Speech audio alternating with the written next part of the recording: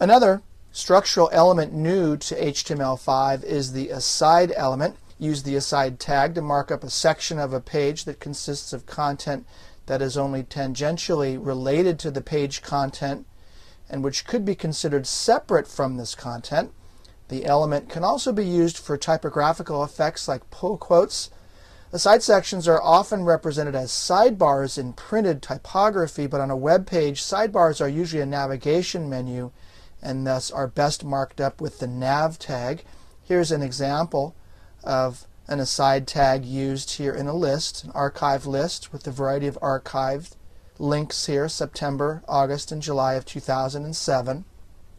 An example rendered in the browser would be this aside section that's floated over here to the right. And I'm floating that using our friendly float tag. If we go and view the source code here, you can see that the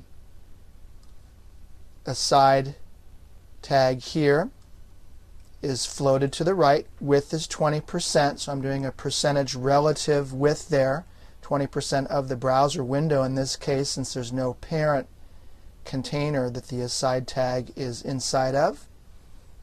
Margin and padding are both in M units, so those are relative to the font size. Border is dashed blue, so we can see it over here to the right. Now we come to the figure and legend tags. Use the figure element to associate content with a caption.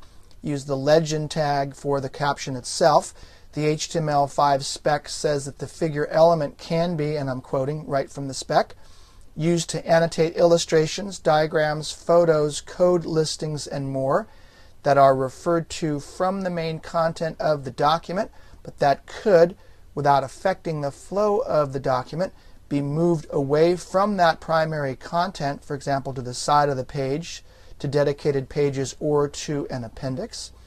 Here is the tags in action. I have a photo of my cat, caption underneath it, and then I have a copyright information underneath that. Notice that that is also in smaller text. I'm using the small tag here. Here is the code. There is the small tag, which, unlike in HTML4, the small tag is defined as a way to represent small type, small print, legalese, describing disclaimers, caveats, legal restrictions, or copyrights. Small print is also sometimes used for attribution.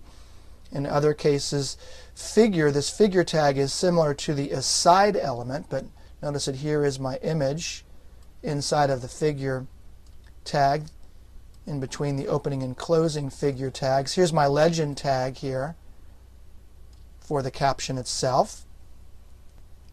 In this case, though, in contrast to the aside element that I used previously, this is associated with a picture and provides the caption underneath the picture.